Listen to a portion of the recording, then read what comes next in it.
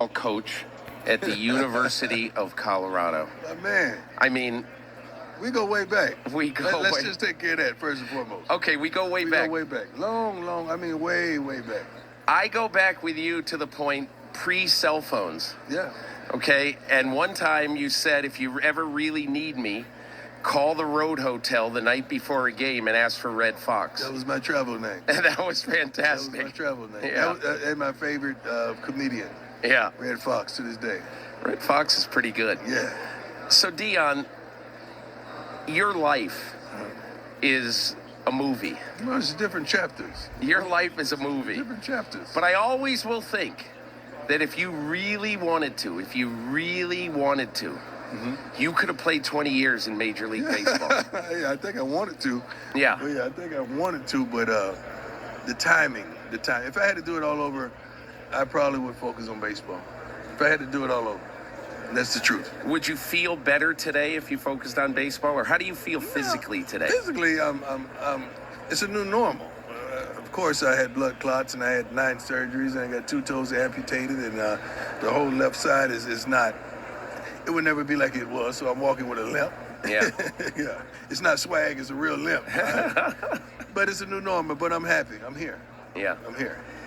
You know, there's so many interesting things to talk to you about, but I think the most interesting thing, I could not figure out why you went to coach at Jackson State for 3 years. Mm-hmm. And when you chose to try to improve your lot in life, that you got criticized for it by a lot of people. Well, it's our people. But I would ask you, what really appealed to you about coaching football that now you've made it like your next life?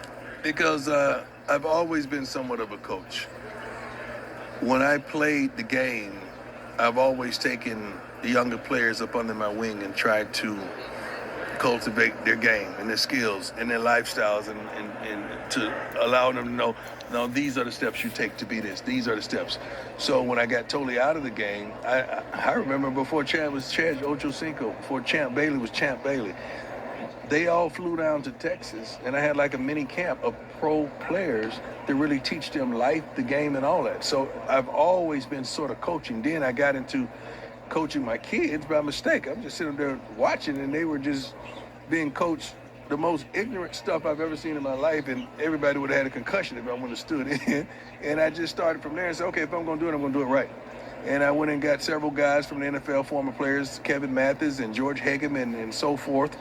And we started a youth organization in Texas called Troop. And we had 1,500 kids our first trial. And it stemmed from there. So I've been coaching for probably well over 15 to 20 years. The country is just getting to know Coach Prime, but I've been Coach Prime for a long time. And I adore it. It's not a job. It's not a path. It's real. It's genuine. It's something I love. It's more than coaching, Yes. though, because when you coach, you coach. I'm But passionate at about college, at a college football, you also have to recruit. Yes. So I would think that gives you a pretty good advantage if you walk in and you're Deion Sanders and you say to an 18-year-old kid, I want you to come to Jackson State or I want you to come to Colorado. Well, Does different. it help? It helps tremendously based on situations. Some people can coach and teach against that. They bring up all your lefts instead of focusing on your rights. I've done a lot of things right, maybe a couple of things wrong that God has shown me the way to recant that. But I absolutely adore these young men. I adore sitting down with the families and understanding dynamics of the family, then understanding how can I assist that kid into getting to his destination. Really, we're navigational systems trying to help these kids be professionals, not just professional football players, but professional spirit. What did you love about Saturday afternoon at 1 o'clock when the games actually Competition. started? I like to compete, but the competition does not stop. Every time you walk outside your hotel room or your home, somebody's competing with you. They're competing with what you have on, your shoes, your clothes, the car you drive up in, the home that you just walked out of, your credit cards or whatever you deem to have or you call worth. It's always a competition. It's not fair, but that's the reality of our country. It's always a competition. This is my son right here. Yeah, see? What he's gonna call me? What's up, bro? Tell him what you called me. Pop. That's it. I mean, this is like a son to me, for real. Yeah. Like, Saved for my real. life. Wow. I'll tell you that. We were just talking about that. Yeah. I met him in a hotel. You see the drip? Oh my I met God, him I in a got it from the best. Shake his hand, please. There you go. Hello. We met in a hotel in Atlanta. He was going through it, and we haven't departed since then. Wow. And I love him to life. And if I keep talking about him, he gonna make me cry because he know when it comes to him, I'm soft. Wow. This is my guy. I love him too. Ooh, look at him. Ooh. This is why he will be the best coach, the best recruiter that college football ever seen. And I'm not saying this just because it's my man. Like,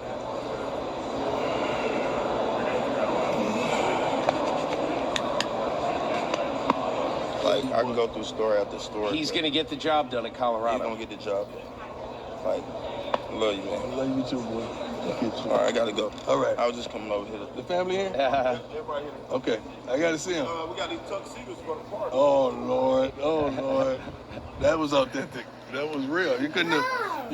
You gotta be quiet, please. So I'm really curious. Like, you want to be at the top level of college football. You've No, made It's not I want to be. I'm gonna be. Yeah, This is not a want. This is what we gonna do. right.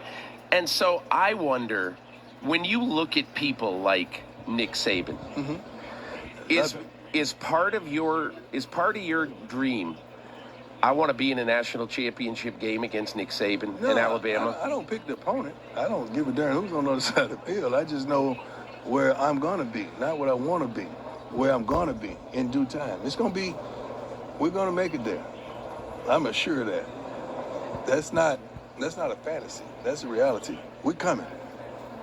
When you interviewed for the job at Colorado, okay, what did they want to know about Deion I Sanders? know they did all their homework before they came. You gotta understand that. They don't come and do your homework there. Yeah. They do the homework and come. It was different because now you're not interviewing with the sense of I gotta prove myself. Right. Because I have. So now you're interviewing with the sense of, does this fit for us? Right. Is there a fit? And our AD, Rick George, is an unbelievable human being. And we clicked. And it had to be a connection. It had to be a click. And it was. Can you tell me, what is it? Why did you choose this for your next life when you could have chosen quite a few other walks of life? This chose me. I didn't choose it. It chose me. It's an extension of who I am. It's just a path that I had to keep going. I couldn't deviate from that. I've always been in people's business of trying to help someone elevate. It just happens to be a football involved. It happens to be lives involved. It happens to be timing involved. It happens to be cultures involved. And I love all of it. And I'm involved in every aspect of everything that's involved. I want to ask you two other questions before we get to the real business of why you're here. Oikos. Oikos. Oikos, You got baby. that right. But I want to ask you, I'm a Hall of Fame voter, and you've been pretty outspoken Right. about what has happened to them in Gotten recent soft. years. You know we've gotten soft. Okay. All Come right. on, it's open house. Well, Is it's it not? open house. Is it not? Look, What do you call a Hall of Famer? A guy who, what,